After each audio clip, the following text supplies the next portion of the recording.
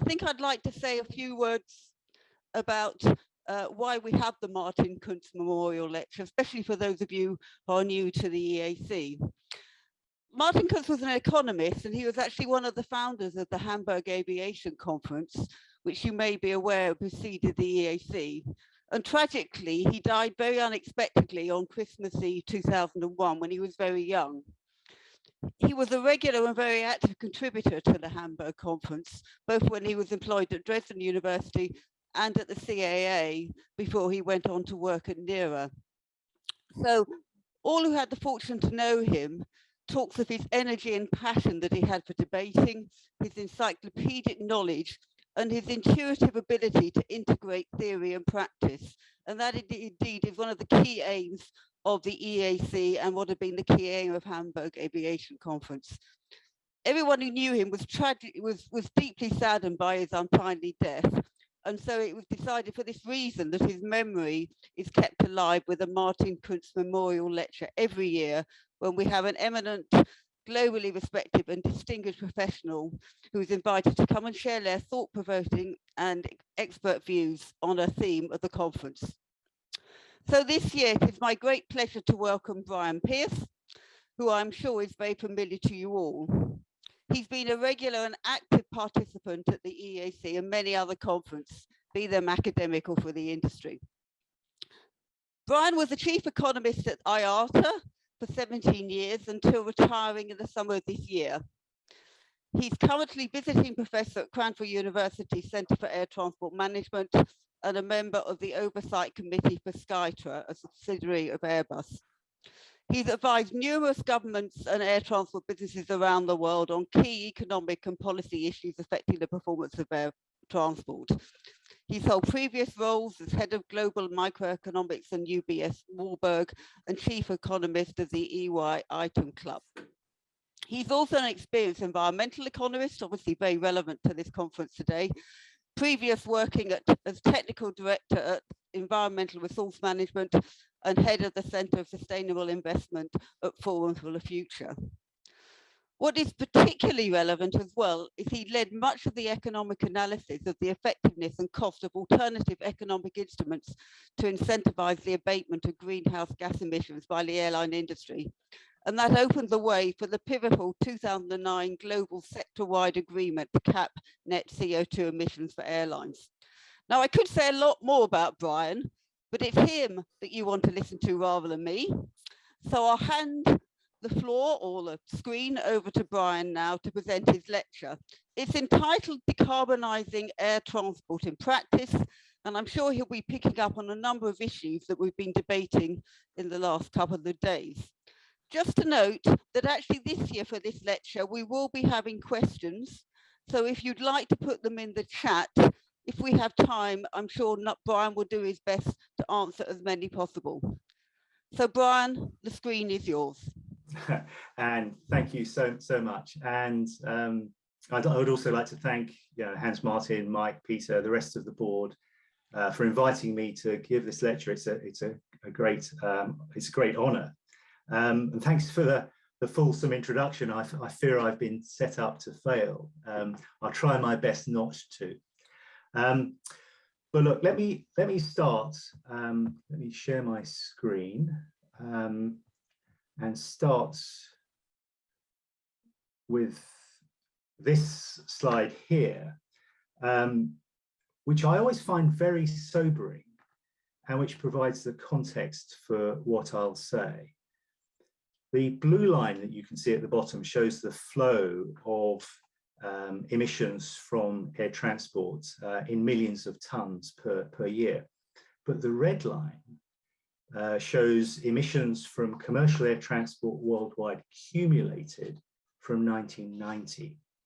And as we've heard over the past few days, we need to look at the cumulated flow of CO2 emissions because CO2 lasts for hundreds of years in the atmosphere. So the CO2 from that flight you took in 1990 is still up there in the atmosphere. And the warming of the atmosphere depends on the concentration of CO2 and greenhouse gases. It's the stock, not the flow, that matters for climate change. And therefore it's the stock that matters for policies to solve this problem.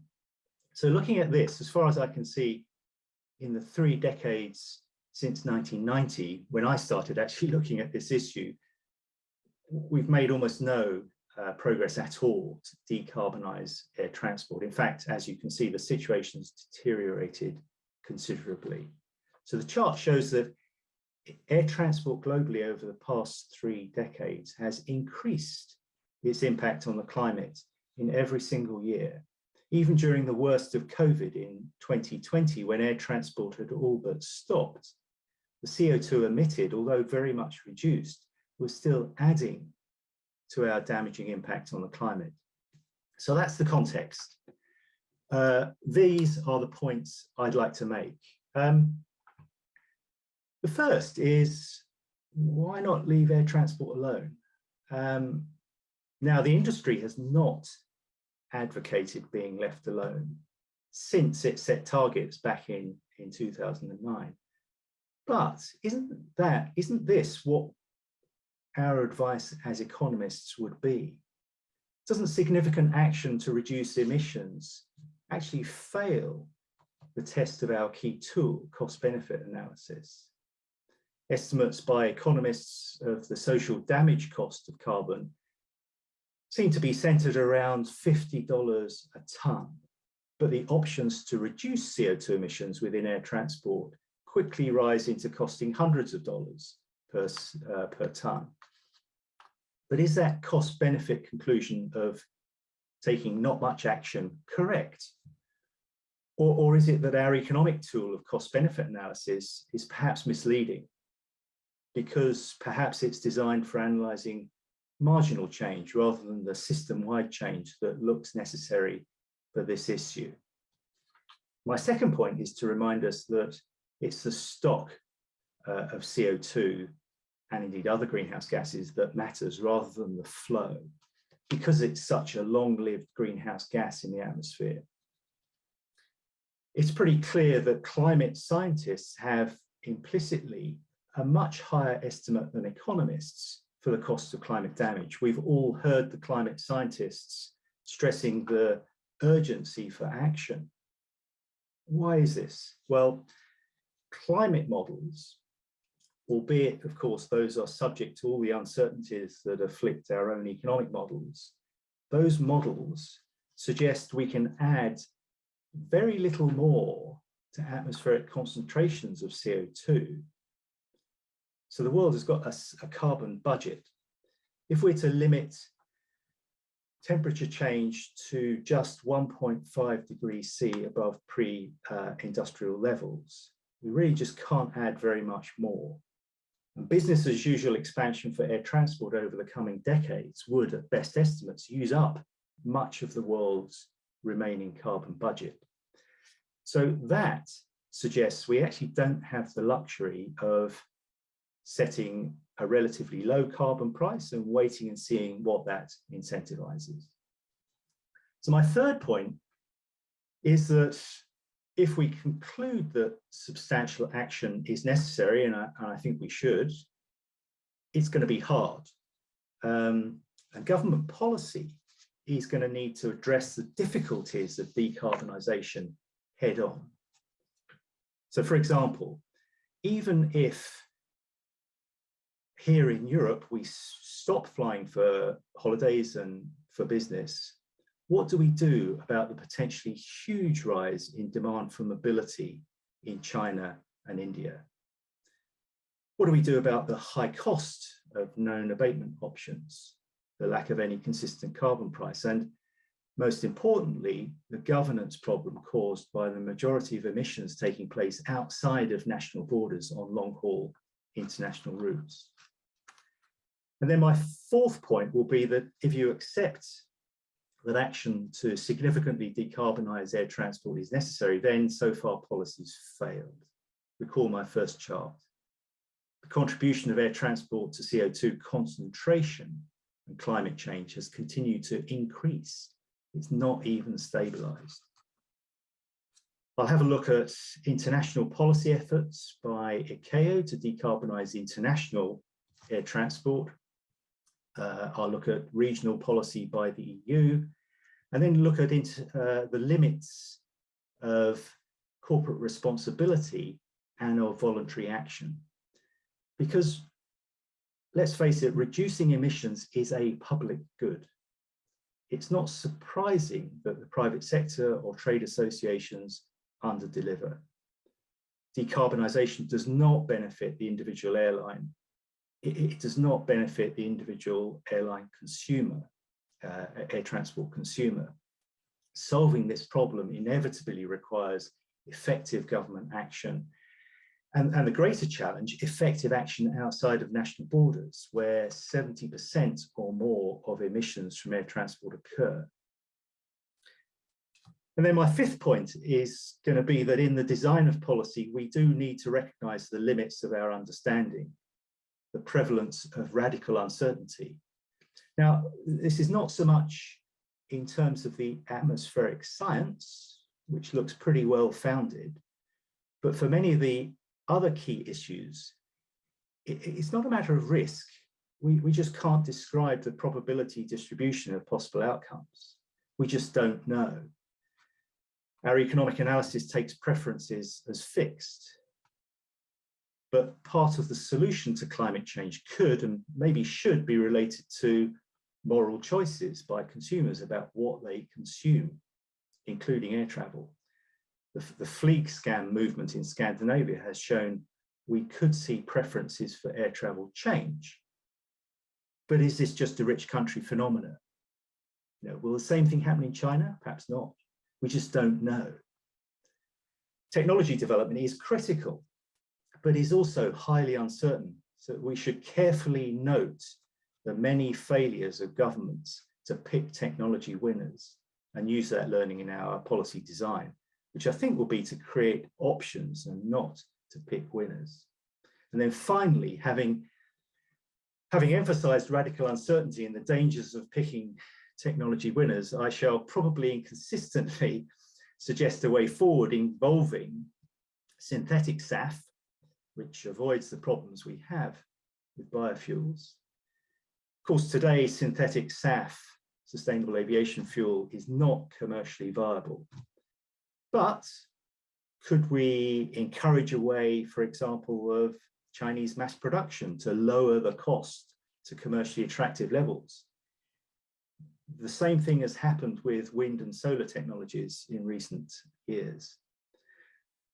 More consistently, I'll advocate we design measures to incentivize both abatement choices, but also innovation that are technology blind, but also resistant to regulatory capture, which has been a significant problem.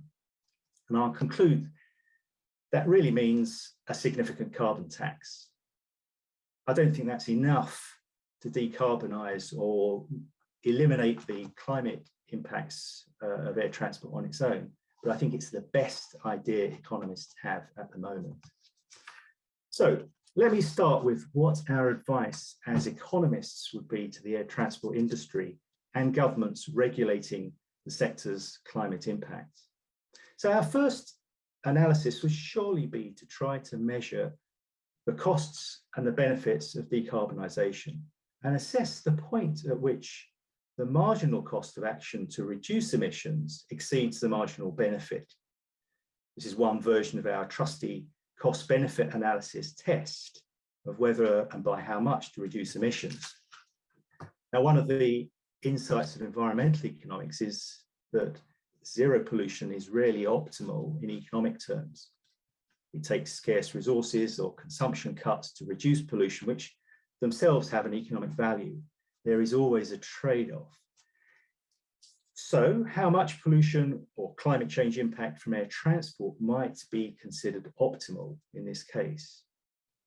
Environmental economists have for decades been using various techniques to value externalities to assess the economic value of the damage caused by climate change, in particular, the value society places on a marginal reduction in such damage to our climate.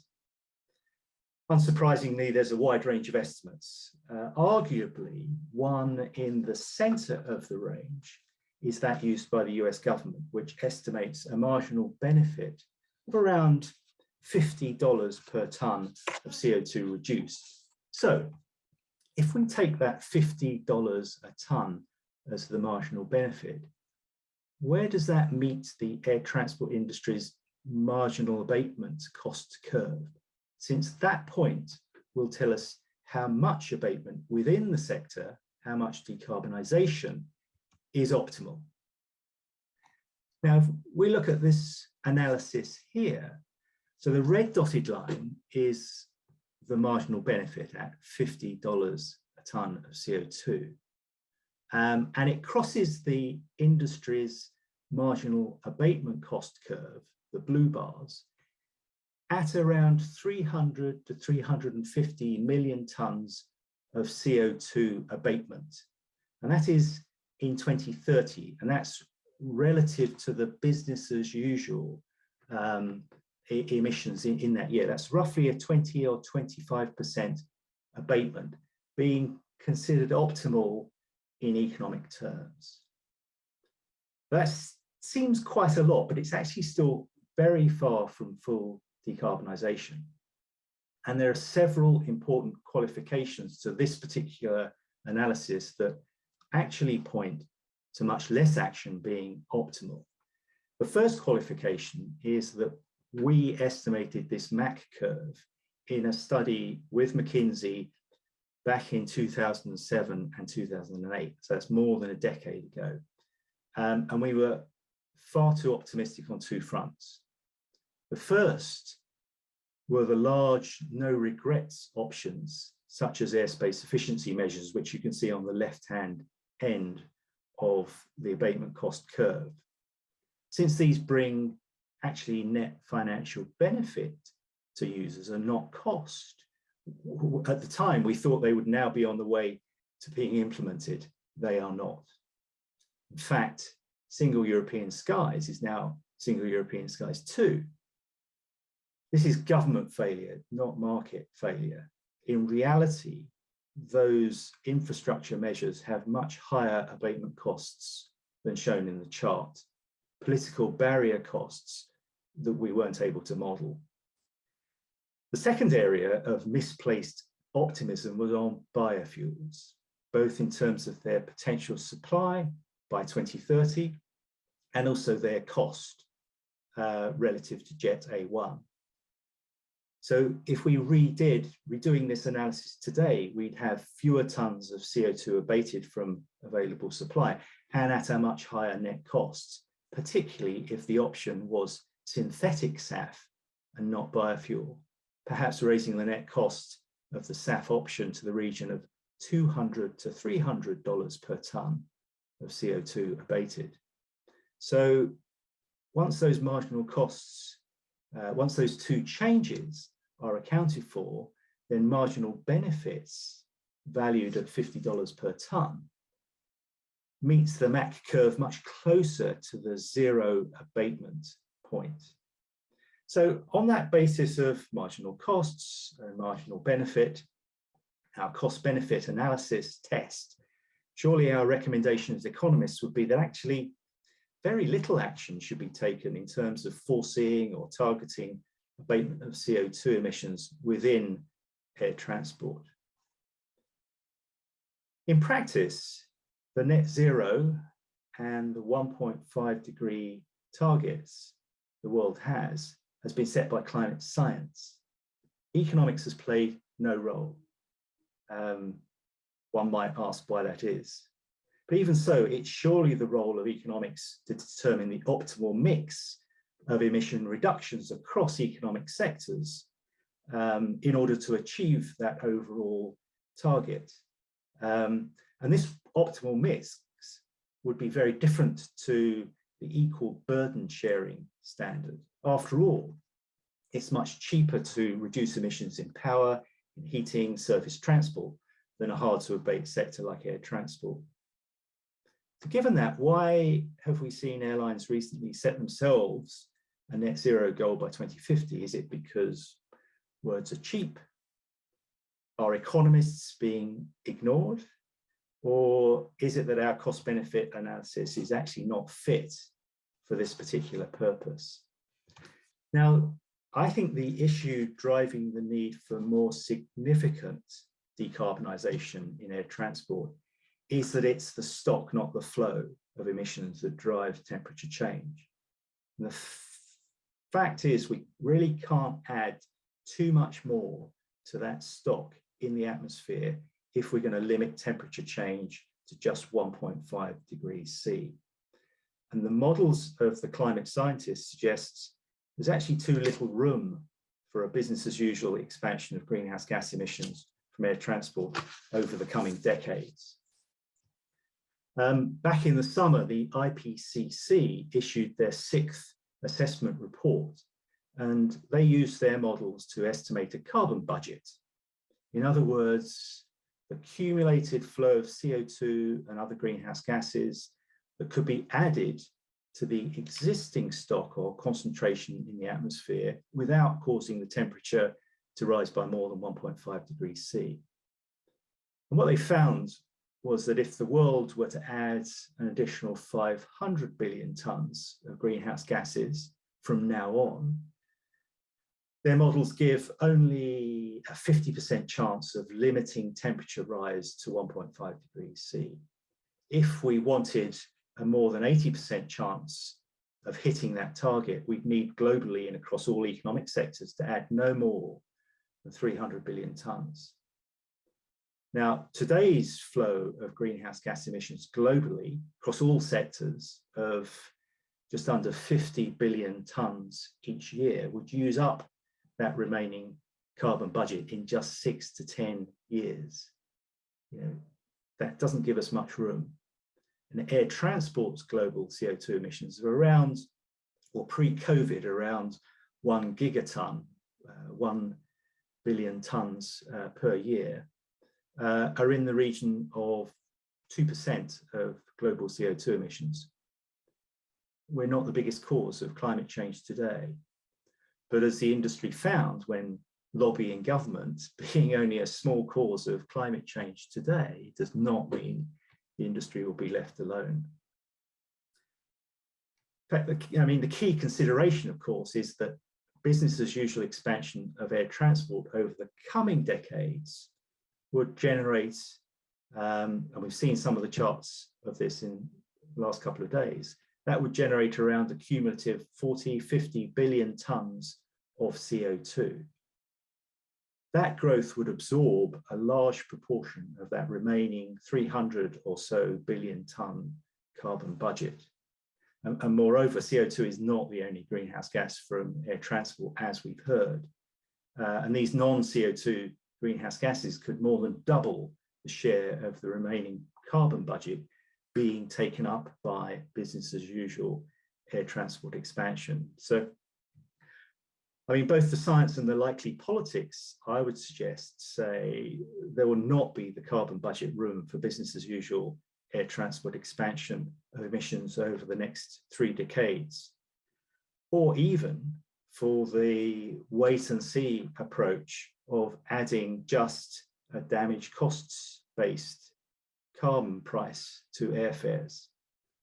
More substantial decarbonisation of air transport does look a necessity if the world is to achieve net zero emissions and limit temperature rise to 1.5 degrees.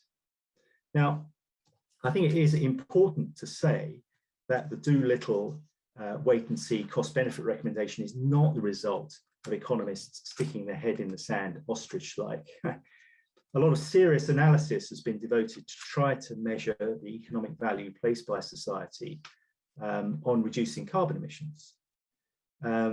Climate scientists, of course, implicitly consider $50 a tonne a very low cost of carbon. But the low social cost of carbon may be because the average person values their current consumption pattern more than something sustainable. It might be that damage from climate change is not really well understood by the public. Of course, it is true that our economists' social cost estimates cannot elicit the valuations of the future generations who will be damaged. Of course, it might be that our cost-benefit tool itself is just not fit for purpose for this. It's designed to look at marginal change rather than the system-wide changes that are being proposed. Bottom line being, marginal benefits may well be underestimated here. But even if that dotted line, that red dotted line, is an underestimate, it wouldn't make too much difference to the conclusions of this analysis. And that's because the air transport marginal abatement cost curve rises very steeply once abatement gets beyond a certain point. The consequence of this is that imposing a damage costs-based carbon price via a carbon tax or an ETS permit price or the offset costs under CORSIA would bring about almost no decarbonisation of air transport at all. To make this point further, just think a $50 per tonne carbon tax on the use of jet kerosene would add around $150, the 3.15 tonnes of CO2 from a tonne of jet fuel. And that's 20% of today's jet fuel price of $700 a tonne. In turn, that represents around an extra 5 or 6% addition to airline unit costs. And it will probably add a similar percentage to airfares. 5 to 6%. That's not a lot. During the recovery years following the Great Recession, there was a quadrupling of oil and jet fuel prices, far in excess of what a damage costs-based carbon tax would produce. At the end of that period, demand was still strong and airlines actually unexpectedly profitable. The conclusion is that it would take a very high carbon price to incentivize substantially more supply-side abatement within the air transport sector. But maybe that's what's needed. Of course, it is true there's already a pretty strong price incentive for fuel efficiency in air transport since it's so energy intensive. The price of jet fuel has already provided a strong incentive for switching to the most fuel efficient aircraft and also for innovation in more efficient engines and airframes. And as a result, there's been extremely large improvements in fuel efficiency since the introduction of the jet engine in the 1950s. We've seen average fuel efficiency gains of more than 2% a year for decades. Not many industries can match that. However, this has not decarbonised air transport. Quite the opposite, as we've seen a steady rise in emissions. Part of the reason is that these tremendous efficiency gains have been passed through to lower fares for consumers and lower cargo rates for shippers. And as you can see here, the real price of air transport for users has fallen tenfold since the 1950s, delivering a huge stimulus to demand and consequently a growth in air transport greenhouse gas emissions. So another point that makes it hard to decarbonise is that, well, first of all, here in Europe, we wring our hands with guilt over the climate costs of our frequent holiday trips by air, or at least some of us do. This may lead many European consumers to change their preferences and travel less, even without the incentive of a carbon price. Note the Fliegscam movement. But the challenge for policymakers here in Europe and elsewhere will actually not be mature markets, mature air travel markets in Europe and the US, but the potential explosion of air travel demand from China, India, and other populous emerging economies, where today propensity to travel is very low. The average Chinese or Indian citizen travels perhaps once every 5 to 10 years, compared to twice a year in the US and parts of Europe. The already powerful income elasticity on air travel demand is non-linear, which will make avoiding a large expansion of air transport emissions in coming decades a really serious challenge. Solving the problem of China's demands for mobility will be one of the keys to decarbonising air transport. A further challenge to decarbonisation is the fact that 70% or more of CO2 emissions are generated on routes of more than 1,100 kilometres. That matters for technologies like electrification and hydrogen, which look promising for short haul, but not for the medium and long haul routes that generate the majority of greenhouse gas emissions. And this also matters for governance, because around the same proportion, 65–70% of emissions are generated in international and not domestic airspace. And it's always going to be much harder to reach international agreements on decarbonisation and to implement a policy in national airspace. If we look at what's happened to policy, it seems to me that it's failed. The political climate is obviously not helpful. We've seen a decline of multilateralism, a rise of protectionism in trade and other cross-border issues. And the same has been true for climate policy, with the failure of Kyoto and the failure of Paris, and this year the Glasgow COP to get the state agreements for sufficient emission reductions to hit the net zero and 1.5 degree targets. And in trying to create a carbon cartel, governments have faced the usual problems of free riding, cheating, and the inability to enforce. And exactly the same has been true of air transport and the efforts of the 193 governments within the International Civil Aviation Organization. As you know, the main policy instrument from ICAO to decarbonise air transport is CORSIA, the carbon offsetting and reduction scheme for international aviation. Only it doesn't reduce carbon emissions. In fact, the cap rises over time because of the growth of countries excluded from control. More importantly, CORSIA is an assembly resolution. It's not a treaty, so there are no enforcement powers. The level of the cap has already been weakened, being raised to pre-COVID 2019 levels, so there'll be no offsetting until there's a full recovery in emissions. So the effective carbon price from CORSIA is zero. It's also not completely clear what countries will participate, even though CORSIA becomes in principle mandatory from 2027. As I say, there's no enforcement mechanism. We also had COP26, which produced the International Aviation Climate Ambition Coalition, including Europe, the US, Japan, and a few others. What was their commitment? I mean, they committed to supporting CORSIA, to capacity building for CORSIA implementation, and the adoption by ICAO of an ambitious, long-term, but aspirational goal. I'm doubtful this adds up to much in terms of really decarbonising air transport. And this slide shows the impact CORSIA is likely to have on the stock of air transport CO2 emissions, and therefore the effectiveness of the policy instrument in decarbonising air transport. As you can see from the black dotted lines, there's virtually no impact. Even with growth being offset, there will still be the near 1,000 million tonnes of CO2 being emitted up to the cap each year adding to the stock of CO2 in the atmosphere.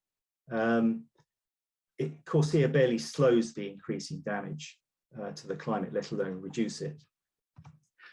I mean, in Europe, there has been much more cohesion between states, but even here, regional policy, regional decarbonisation policy does seem to have failed. Early on, a proposed European carbon tax was rejected in favour of the ETS, and that unfortunately has proved too vulnerable to vested interests.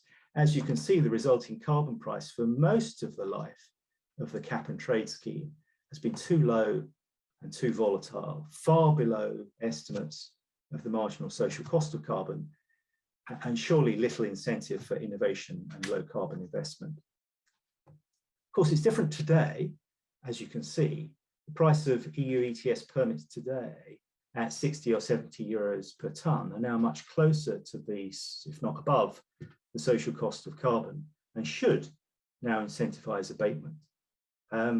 However, this has been achieved by the EU manipulating the price by restricting the supply of permits through what it calls a market stability reserve. And what we've ended up with is an extremely complex and costly European carbon tax. Now, aviation has been covered by the EU ETS CO2 cap since 2012, but only flights between airports in the EEA.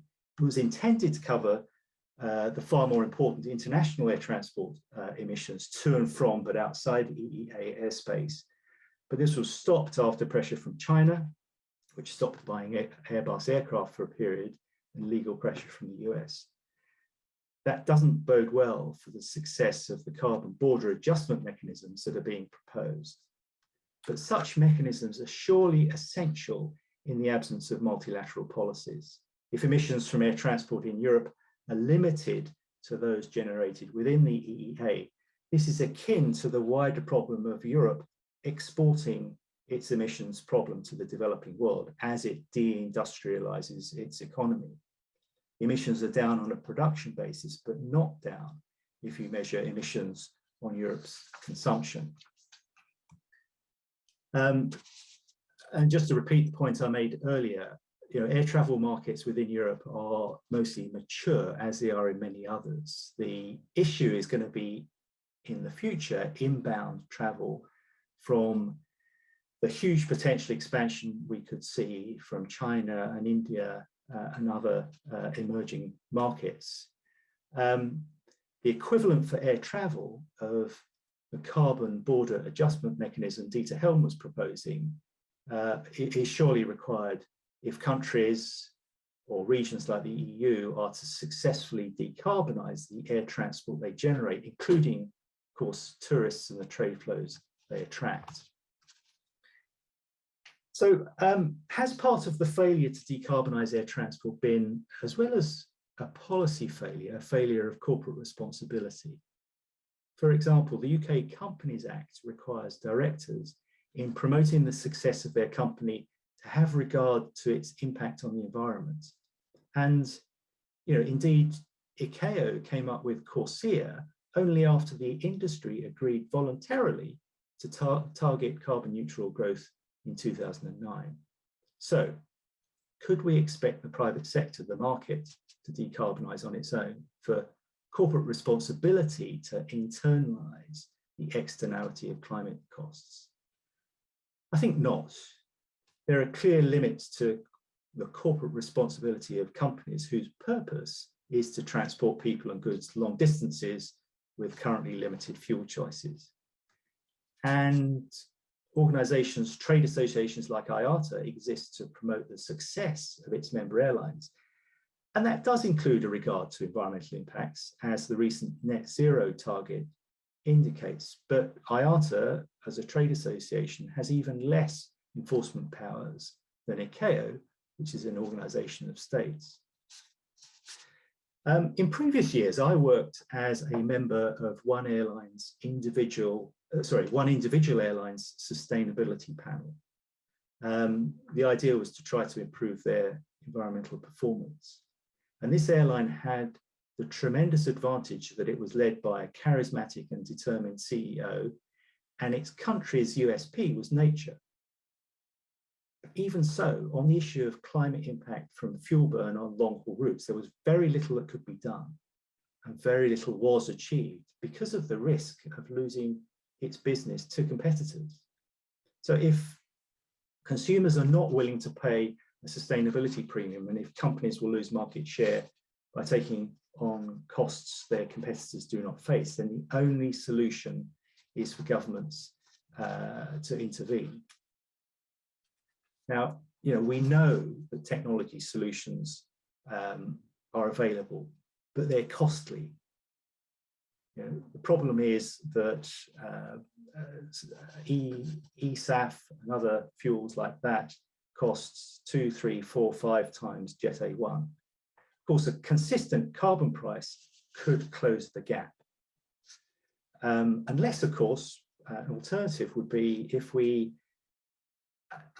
saw a dramatic reduction in the cost of production. We've actually seen a similar reduction happen with solar and wind technology with Chinese mass production. I wonder if that could happen in this case. In the absence of a cost reduction, I think some form of demand management looks inevitable, despite the horror of the industry at this prospect. In fact, I'm not sure that airlines will protest too much, since expansion has never brought profit for them, but other parts of the supply chain will. We've already seen a requirement for modal shift to rail on short haul in Europe. Video conferencing, I'm sure, will be a substitute for many business meetings and conferences such as this one. Consumers in rich countries may reduce their travel preference, the fleet scan movement, but all of this could be overwhelmed by the potential expansion of air transport by 2.7 billion citizens in China and India in future decades. This is the key challenge. And then let me leave you with this slide. The first 4 bullet points summarize what I've said. I think there is a way forward. Having earlier emphasized radical uncertainty and the danger of picking technology winners, are probably inconsistently suggest the way forward involves synthetic SAF, which avoids the problems we have with biofuels. Today, synthetic SAF is not commercially viable, but we could perhaps encourage a way for Chinese mass production to lower the costs to commercially attractive levels in a way that that's happened with wind and solar. Perhaps more realistically and consistently, we need government policy measures to incentivize both abatement choices and innovation. We need measures that are technology blind. We need measures that are resistant to regulatory capture, which has been a real problem that we've seen in both emissions trading schemes and renewables fuel support. One such measure, in fact, the measure, is a carbon tax, and it would need to be significant to close the gap between jet fuel prices and the cost of synthetic SAF. I think that is what's needed to decarbonize the sector, but as was said earlier, that's not all of the climate impacts of aviation. The non-CO2 effects contrails look as though they could be fairly straightforwardly solved by a command and control measure. So a carbon tax, not enough, but I think it's the best idea economists have at the moment. Thank you. Okay, thank you very much, Brian. Excellent timing. We have a couple of questions, and unless Marina tells me I can't go ahead, I'm going to ask you those questions. Perhaps the first one, really very much picking up on the sort of the core of your presentation and talking about the failure of a Corsair and things like that. There's a question from Stefan, and I've just lost it because it's disappeared off my screen. What is the solution without an organisation with substantial enforcement power? Unilateral action seems as unlikely a solution to the problem. I think multilateral solutions look very difficult, as we've seen. I think unilateral action, or at least bilateral actions, are probably the way forward. As Dieter Helm was saying, the competitive effects or the incentives more broadly can be imposed through some sort of carbon border adjustment mechanism. So maybe it's a region like the EU or a group of willing countries. After all, travel markets are between 2 points. So if you get the countries at each end to agree, I think unilateral or bilateral action is possible. As I say, I think carbon border adjustment mechanisms are something that we're hear a lot more of in the future. Okay, Sorry, I'm just going, we have time for 2 questions, but we have very long questions here. I'll just pick up on one from Hans Martin. Brian, airlines promise 0 carbon by 2015. You argue that this does not make sense as the abatement costs are too high. Given this, the strategy will fail politically. Do you think a better strategy would be to promise that aviation will be prepared to pay the carbon price? Well, I think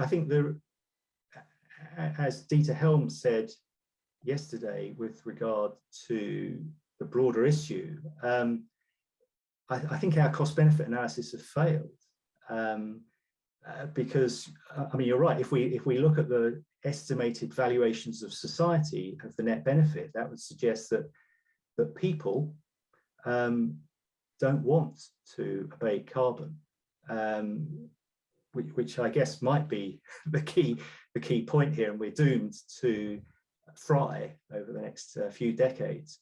But the science seems to suggest that we only have a relatively short number of years left to really sort out the constant, or stop the rising concentration of CO2 and greenhouse gases in the atmosphere, in which case it doesn't matter that society's valuations are low. If we are to avoid climate change, then we really need to do something about it. Okay, one final question then. I'm sorry for rushing us through this, from Stephen Perkins. Has Brian calculated how much the carbon tax should be to be close to the expected SAF price? Well, I mean, there are great uncertainties about the costs, but I think the estimate I had of about $300 a ton seemed to be close to other estimates I've heard over the last few days, of not the biofuels, but the synthetic SAF. So yeah, that's a pretty substantial price, but given what the science says about the urgency of action, perhaps that's what's needed. Okay, apologies for those of you I haven't managed to ask the questions for, but I think we need to draw the discussion to a close then. We do have a final panel discussion when we're looking at the roadmap, or should it be the flight path, going back to the previous presentations, where I'm no doubt we may pick up on some of these points. But for the moment, Brian, I'd like to thank you so much for that excellent presentation, very thought-provoking, as always, really clear, raising lots of well-argued points that I think we will go away and think about for a long time to come. So I'd like to thank you very much for all the time you put into producing that presentation, and also the very many thought-provoking points. Thank you very much indeed, Brian. Thank you.